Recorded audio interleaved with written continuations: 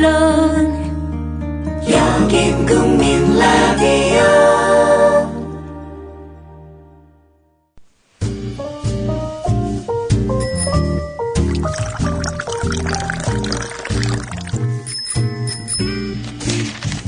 아침 신문 귀로 읽기 김용민 PD의 조간 브리핑. 이번에 책 내셨다고요? 예, 신간을 냈는데 나의 한국 현대사라고 제목이. 이제 이 책은 나의 한국 현대사니까 시대 구분을 내가 있기 전과 내가 있은 후 이렇게 해서 1959년부터 2014년까지 55년의 기록. 박정희 시절에 대한 평가도 좀 있을 것 같고 촌평들 좀 해주시죠. 전두환은. 유신체제의 지극히 불필요한 연장. 노태우는? 왜 있었는지 모르는 정부라고 일반적으로 얘기를 하지만 의외로 네. 가장 저평가된 대통령이라고 봐요. 네, 김영삼 대통령 같은 경우도 많이 했잖아요. 욕을 먹지만. 예, 김영삼 대통령은 그도 한때 정말 멋지고 빛나는 때가 있었다. 그렇죠. 그리고 이제 그 후에 김대중 대통령이죠. 우리 한국 현대사에 자기의 인격을 가장 깊이 각인시킨 인물이 박정희, 김대중 두 사람이다.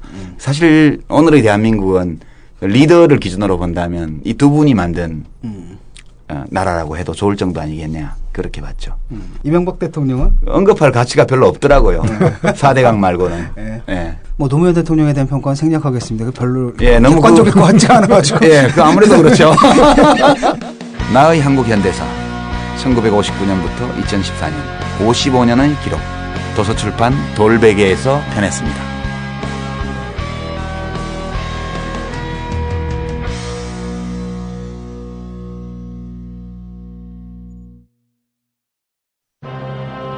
때는 바야흐로 힘없는 백성의 울분이 한겨울 눈처럼 소복소복 쌓여만 가는 2014년.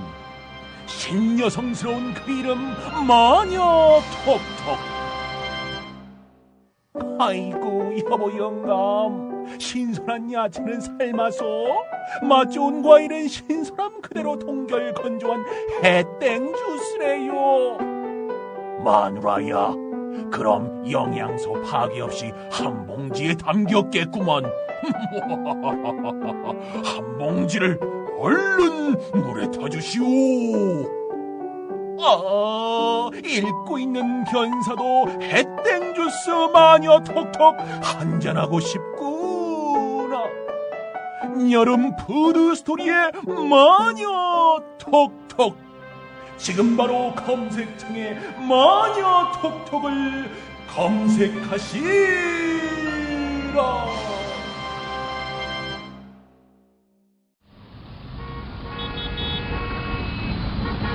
부장님, 대리운전은 뭐 부를까요? 대리운전 블랙박스 주는 1800-6606 대리운전이 있지 않은가? 20회 이용시 블랙박스를 주는 1800-6606 블랙박스 대리운전이요? 그럼 검색창에 블랙박스 대리운전을 검색해보게. 홈피에는 다양한 상품들도 있다네. 저기 부장님, 블랙박스 대리운전에서는 국민TV에 후원도 한다면서요. 자네도 블랙박스도 주고 후원도 하는 1800-6606 이용하게. 역시 대리운전은 1800-6606. 커피. 이제 아무거나 마시지 말자. 커피를 즐기는 사람들에게 질 좋은 한 잔의 커피는 하나의 권리입니다. 커피를 아는 전문가가 정성을 다한 로스팅으로 만든 제대로 된 커피. 제제 원두커피로 여러분의 권리를 누려보세요. 02-749-1002. 주소창에는 카페제제.co.kr, 그리고 검색창에는 카페제제를 검색하세요. 카페제제는 서울 용산구에 위치해 있습니다. 카페제제는 카페가 아닙니다. 커피 전문 인터넷 쇼핑몰입니다. 헷갈리지 마세요. 네, 7월 30일자 조간신문이 전하는 주요 기사 살펴보겠습니다. 김용민 PD의 조간 브리핑입니다. 안녕하십니까? 네, 안녕하십니까? 예. 세월호 사고 관련된 지금 재판이 진행 중이죠? 예, 그렇습니다. 예. 안산 단원고 학생들이 법정에서 지금 증언을 계속하고 있고요. 예, 그렇습니다. 저희는 수학여행 가다가 단순히 사고가 난 게 아니라 사고 후 대처가 잘못돼서 이렇게 많이 죽은 겁니다. 세월호 침몰 사고에서 살아남은 안산 단원고 학생들이 사고 당시 해경이 적극적으로 구조하지 않아서 희생이 컸다 이렇게 증언했습니다. 예. 2학년 한 학생은 배 안에 사람이 많다고 해경에게 말해줬느냐라는 검사 질문에 대해서 해경이 위에서 다 볼 수 있는 상황이었고 상황을 지켜보고 있었다 이렇게 답했습니다. 또 다른 여학생도 갑판에 있던 해경이 가만히 있다가 어느 순간 사라졌다 이렇게 말을 했고요. 또 다른 여학생은 대기하다가 탈출하는데 1시간 정도 걸렸으니 처음부터 대피하라고 했다면 훨씬 많이 살 수 있었을 것이다. 배 앞에 구명보트라도 있었다면 뛰어내렸을 텐데 한 척도 보이지 않았다 이렇게 증언했습니다. 이런 가운데 새누리당 주호영 정책위 의장 그리고 전 아프리카 예술박물관 이사장이었던 노예 착취 의혹을 사고 있는 그 박물관 아닙니까?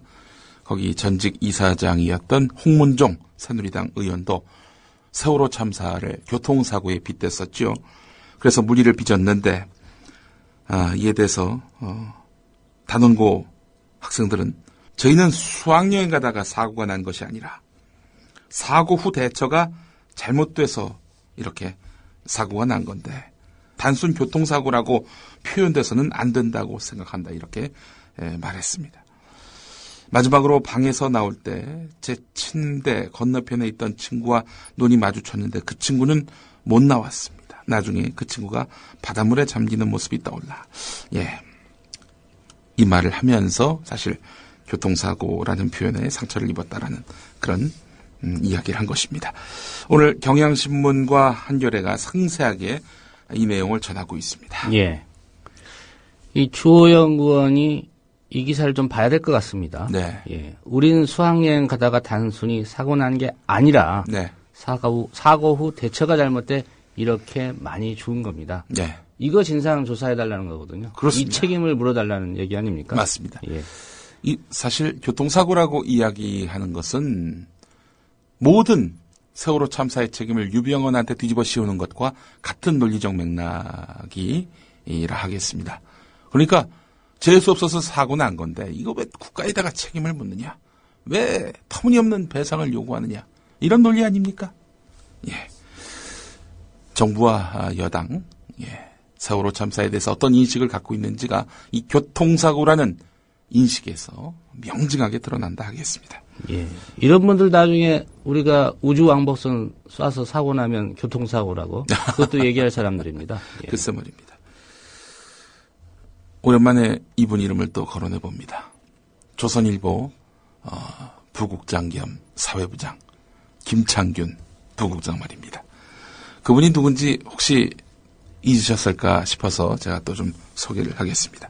2013년 4월 24일자 조선일보 일면, 통상 칼럼이 일면에 실리는 일은 많지 않죠. 무슨 창간사 혹은 창간 몇 주년 기념사 이런 거 아니고서는 칼럼이 일면에 실리는 일은 극히 드뭅니다.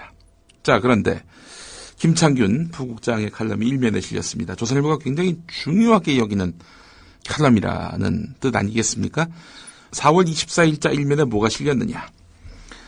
대선 여론 조작이 목적이라면은 국정원이 330위에 그치는 사이트를 골랐겠나라는 그런 칼럼이었습니다. 여론 조작을 감행한 국정원 요원을 쉴드 치기 위해서 펼친 논리 아니겠습니까? 왜 네이버 같은 포털이 아니라 방문자가 적은 사이트에서 댓글을 달겠냐? 이런 얘기입니다.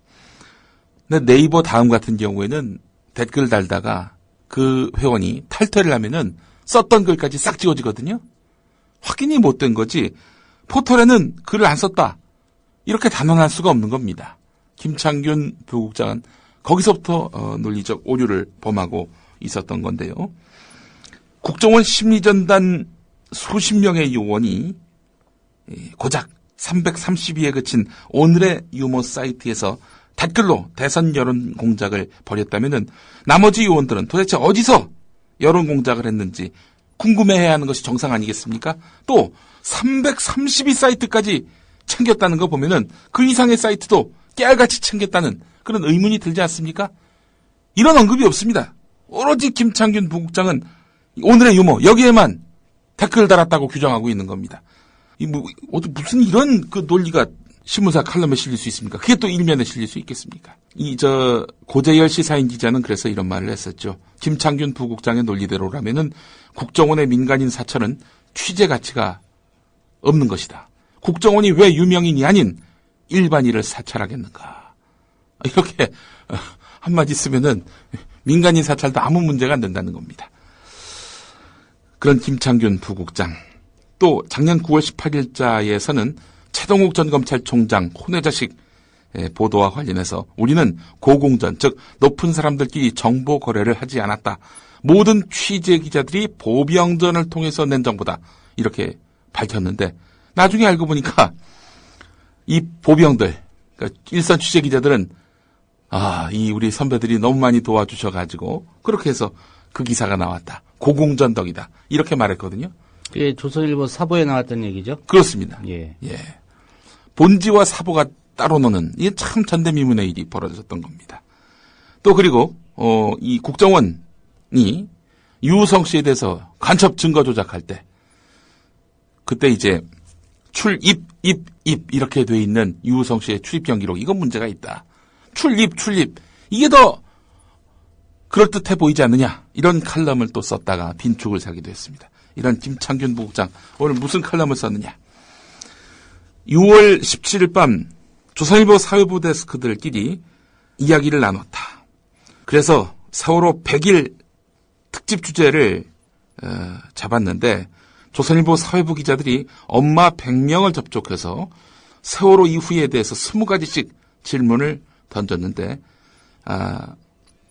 세월호 참사에서 어머니들이 가장 분노하게 만든 장면은 압도적으로 팬티바람으로 탈출하는 선장이었다. 이렇게 돼 있습니다. 예. 이 김창균 부국장 칼럼에서는 결국 이 팬티바람으로 탈출하는 이준석 선장에게 온팡 1차적 책임을 물어야 한다. 이런 논지가 담겨 있습니다. 과연 그럴까요? 일단 그 다른 어머니보다도 당사자인 유족인 어머니에게 물어봐야 마땅한 거 아니겠습니까? 유족인 어머니들. 엄마 100명은 그냥 일반인 어머니란 얘기인가요? 그렇죠. 예. 특히 유족 중에 어머니 100명에게 물어본다면 그분들은 과연 이준석 선장을 최고 책임자, 최종 책임자라고 생각할까요? 세월호 문제와 관련해서는 1차적 당사자에게 책임자가 누구냐라고 묻는 것이 정당합니다. 논리적으로. 예. 진상규명의 열쇠를 쥐고 있는 분은 불행하게도 어머니가 아닙니다. 네. 예. 글쎄 말입니다. 이 김창균 칼럼을 읽다가 이 한결의 사설로 안구정화를 하지 않을 수가 없습니다. 세월호 유가족에게 슬픔과 분노를 내면화하자라고 하거나 국민이 일상으로 복귀하도록 노란 리본을 접을 때다라고 말하는 일부 언론과 정치인의 주장은 그래서 그 진의가 더욱 의심스럽다. 그때의 참상과 충격은 이렇게 생생하지만 피해가 이토록 커진 이유와 사고의 정확한 원인은 아직 다 드러나지 않았다.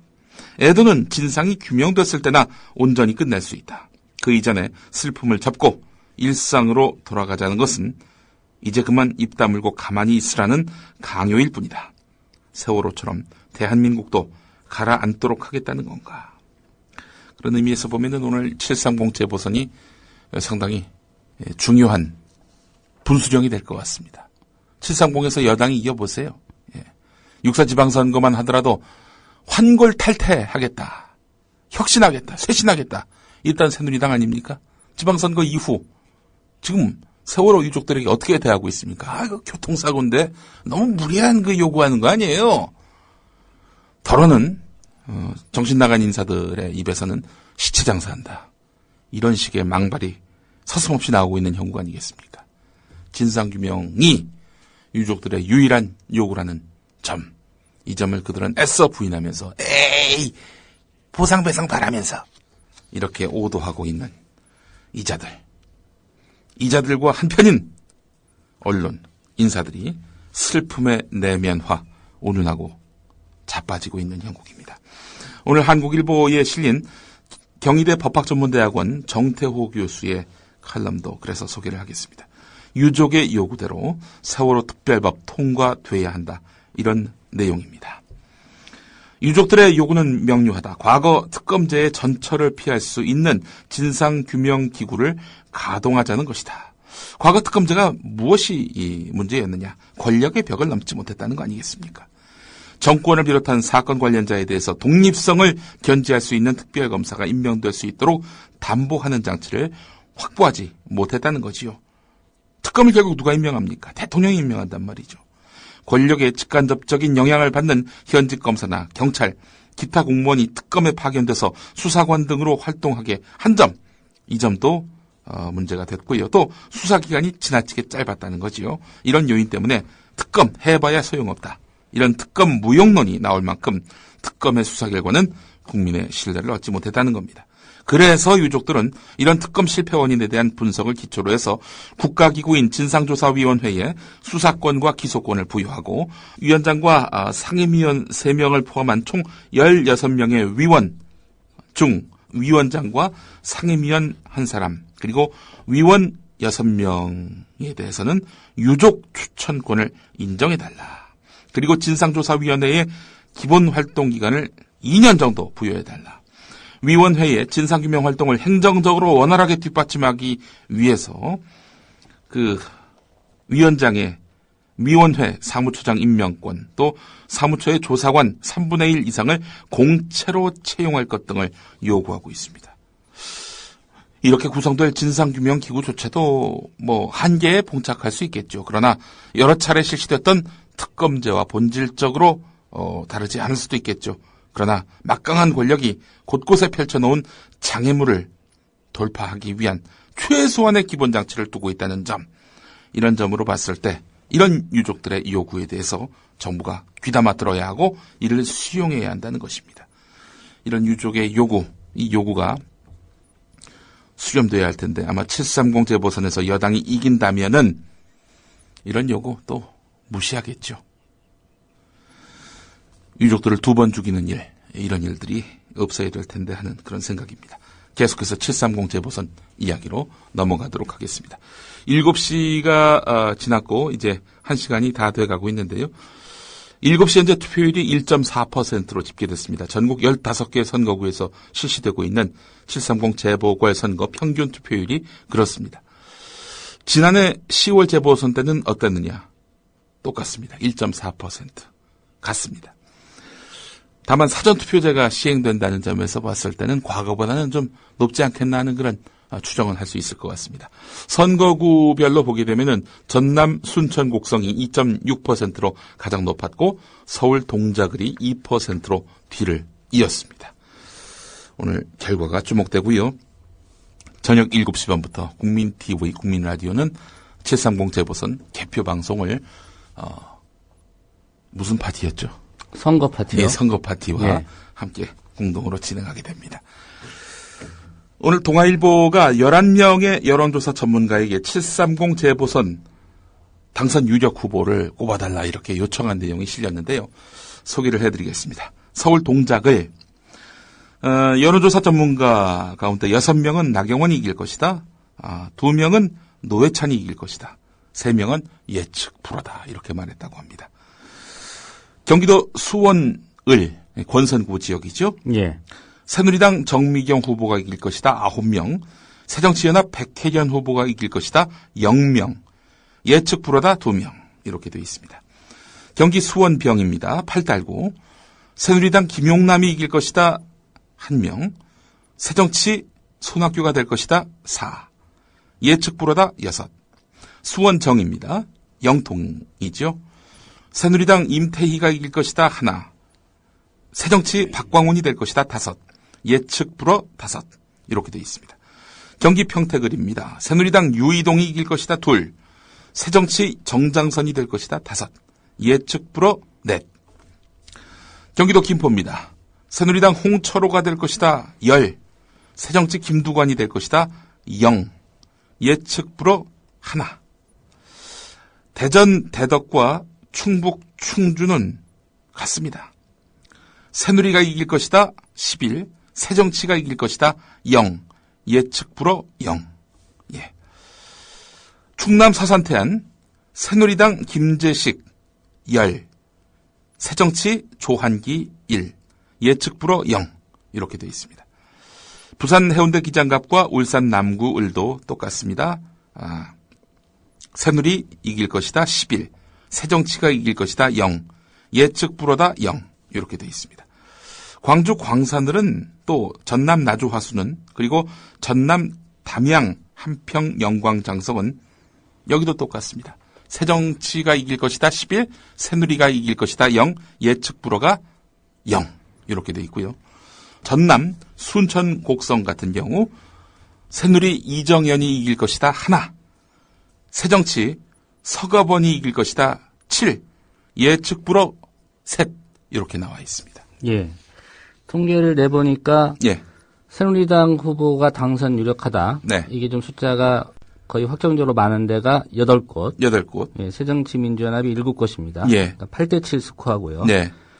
당선 유력과 예측불허가 비슷한 숫자로 갈리는 곳이 경기 수원병, 수원정, 평택, 을 정도 같습니다. 예. 3곳. 예. 그러니까 3곳은 경합지역이라고 분류를 하고 있는 거고. 초경합지역이라고 봐야 예. 되겠죠. 예.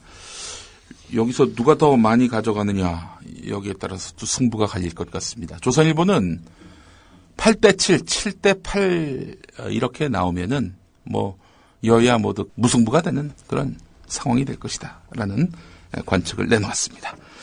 자, 이번 선거에서 정말 주목할 만한 것 중에 하나가 바로 10년 만에 박근혜 마케팅 없이 새누리당이 선거를 치른다는 점입니다.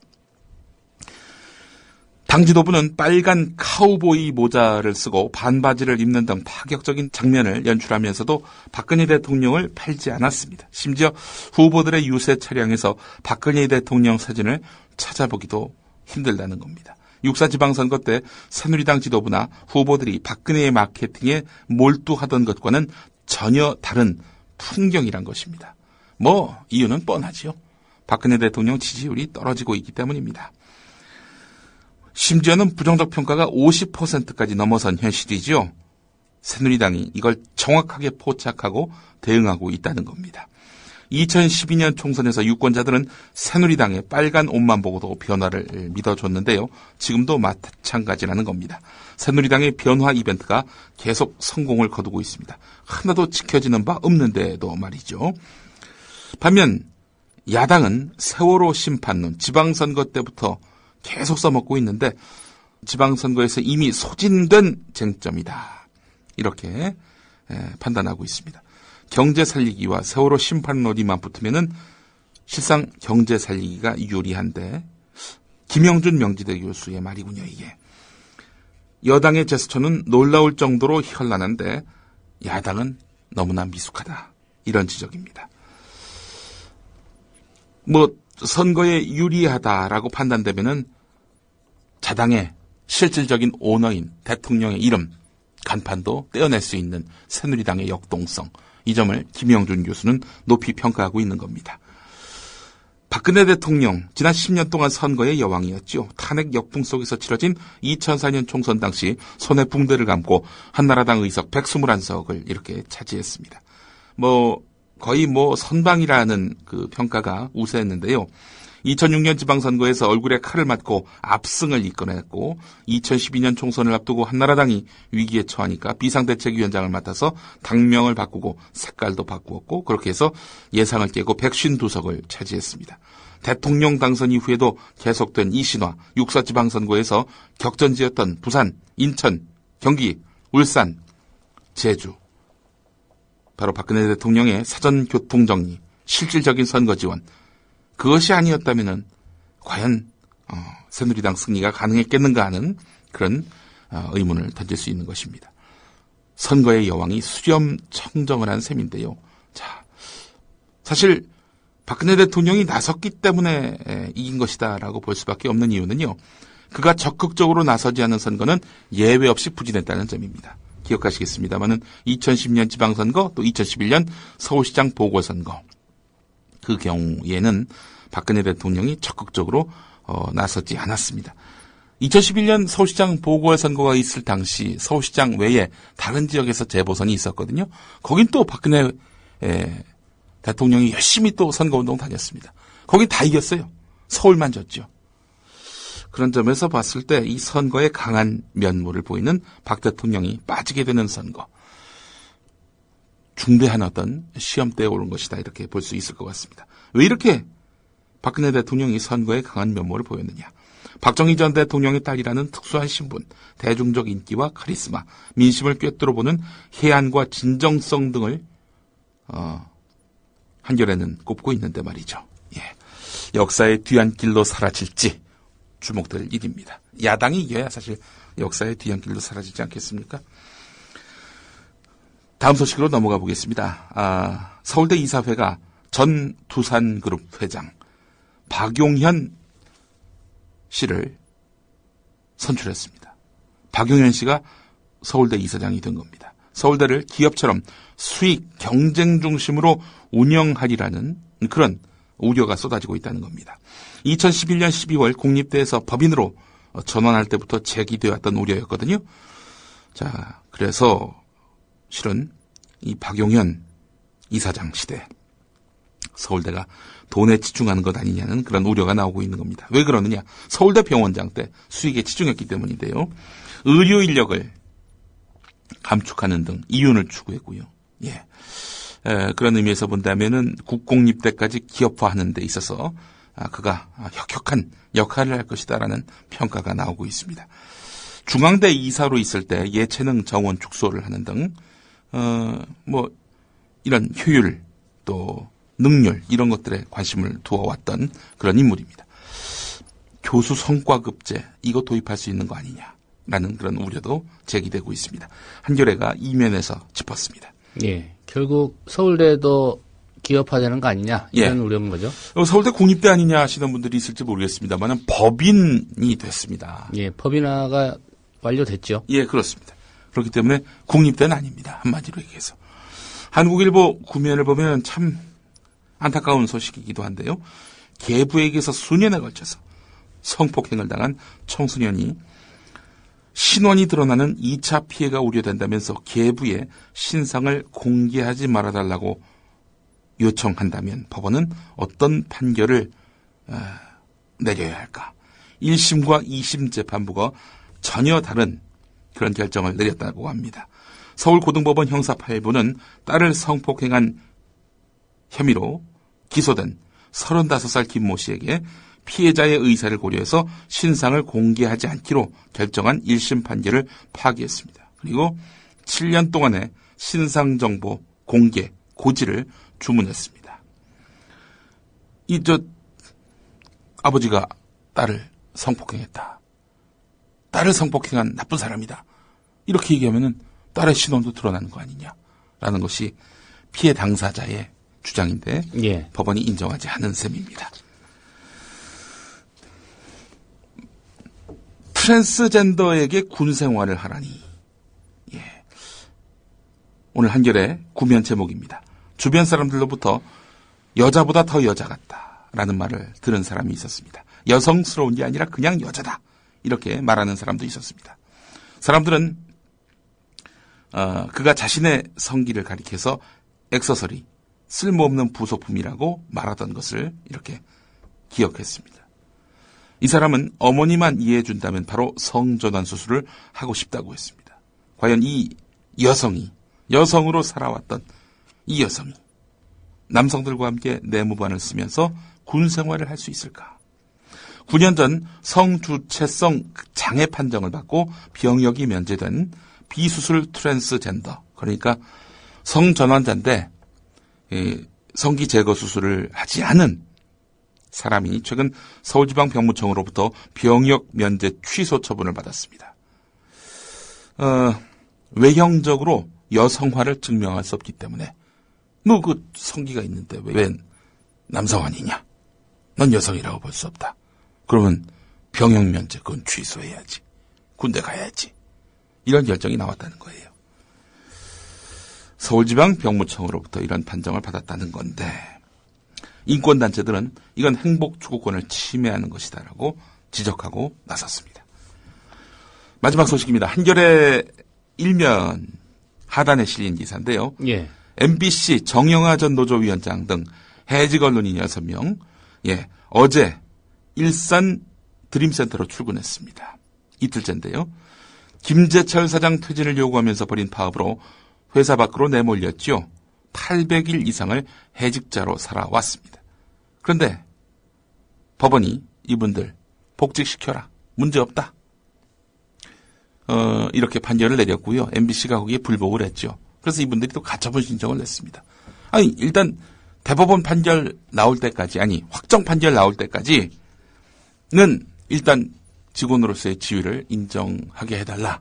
이런 요청을 했고 법원이 받아들였습니다. 이 법원의 결정을 또 무시할 수 없어서 MBC가 이 사람들에게 근로자 지위를 부여를 했는데 일산센터 201호에 사무실 하나 줬다고 합니다. 그런데 여기에는 뭐 팻말도 없고요. 그냥 전화기가 있긴 한데 먹통이고요. 책상 하나 갖다 주고 의자 하나 갖다 주고 여기 있어라. 이렇게만 했다는 겁니다. 이틀째 아무 일도 안 하고 그 사무실 안에서 가만히 있었다는 겁니다. 원직 복직이 아니죠. 반쪽짜리 복직이라고 봐도 무리는 아닐 텐데 말이죠. 회사는 이로써 우린 할 일 다 했다라는 식으로 이야기하고 있는 것 같습니다. 이용마 전 홍보국장, 저희 국민라디오 진행자시기도 하죠. 이용마 홍보국장과 제가 어제 통화를 했는데 월급도 일부 줬다고 합니다. 그런데 또 파업 기간 중에 그 가압류를 건 게 있대요, 회사가. 예. 그래서 그 반만 줬답니다. 원래 줘야 할 액수의 반만 줬답니다. 나머지 액수는 가압류로 묶어둔 것이고요. 예. 정말 이건 뭐 다른 말로 표현할 길이 없습니다. 꼼수 그 자체입니다. 오늘 여기까지 하겠습니다. 네, 김용민 PD의 조간 브리핑이었습니다. 잘 들었습니다. 고맙습니다. 대통령의 눈물 몇 방울에 이미 완전히 침몰한 세월호는 또 한 번 물속으로 가라앉았습니다.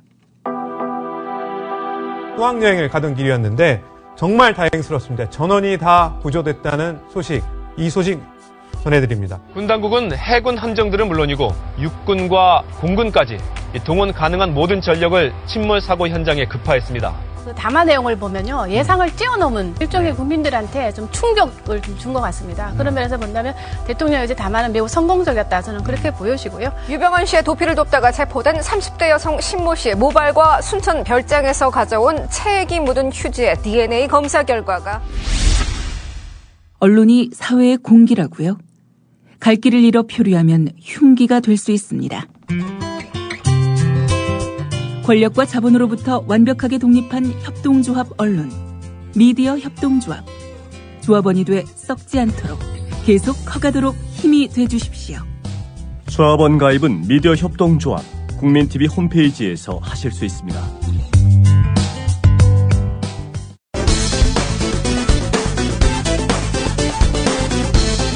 AI가 전국에 막 퍼지고 있는데 AI 퍼지지 않도록 모든 사람을 동원해서 막아라. 그러고 차단할 거 다 차단하고 해라. 대통령이 할 수 있는 겁니다. 맞지 않습니까? 네, 그렇습니다. 항의가 빗발칩니다. 똑바로 해야죠. 기다려보세요. 제가 여러 가지 얘기를 하고 있지 않습니까? 피식피식 웃으면서 세월호 참사를 조류 인플루엔자 사태에 비유하는 새누리당 조원진 세월호 특위 간사. 세월호 참사 유가족들이 KBS를 직접 찾아가 세월호 침몰 희생자 수가 교통사고 사망자보다 적다는 KBS 간부의 발언에 대해 사과를 요구했습니다.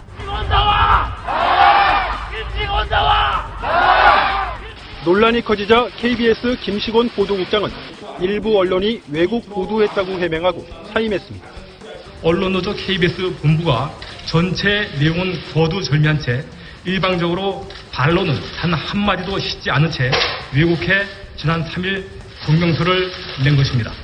이 풍파를 겪어도 얼마 지나지 않아 새누리당 주호영 정책위 의장은 또다시 대놓고 세월호를 교통사고라고 규정하는데 저희들 기본 입장은 이것이 기본적으로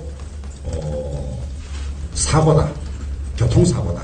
천안함 피해자들보다 더 과잉 대상이 돼서는 안 되겠다. 아프리카 출신 예술 노동자들을 비인간적으로 대접했다는 의혹을 산 새누리당 홍문종 의원 역시 거들고 나서는데 기본적인 입장도 이제 교통사고다 이런 입장에 동의하신다는 말씀인가요? 이제 유족들이 들으면 굉장히 속상하신 얘기라고 생각합니다. 그냥 교통사고라고 볼 수가 있는 거 아니겠습니까? 그런 관점에서 우리가 이 문제를 좀 생각을 해보는 것이 옳지 않을까. 해상 교통사고로 좀 출발해야 된다 이제 그런 말씀이군요. 네네. 하여간 유족들한테는 죄송해요. 그러나 우리가 이제 국가 전체를 운영해야 되는 그런 측면에서 살펴보면 지금 여당에서 지금 우리 정책의장께서 그렇게 말씀하신 걸로 알고 있는데. 네, 알겠습니다. 예.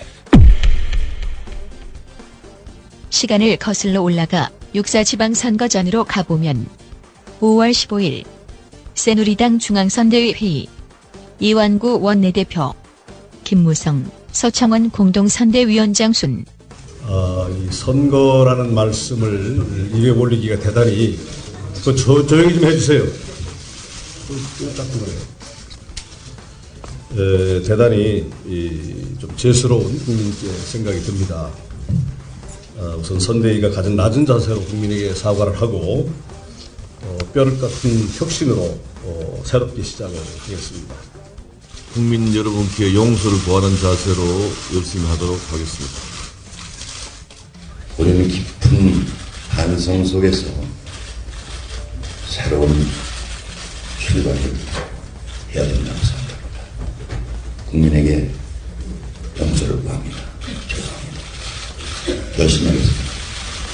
정부와 함께 대책을 내놓고 용서를 다시 한번 구하고 새로운 출발을 할 때 이번 6.4 지방선거도 다시 한번 국민이 그래 박근혜 정부와 새누리당에게 한번 기회를 주지 라는 믿음이 들어오지 않느냐 하는 생각. 이를 일관한 듯 작년 9월 당시 민주당 원내대표 전병헌 의원 화장실 가기 전과 다녀온 후가 다르다는 말이 있는데 이 정도 시리즈 공약 파기라면 한마디로 화장실 정권 아니냐라고 얘기할 수밖에 없습니다.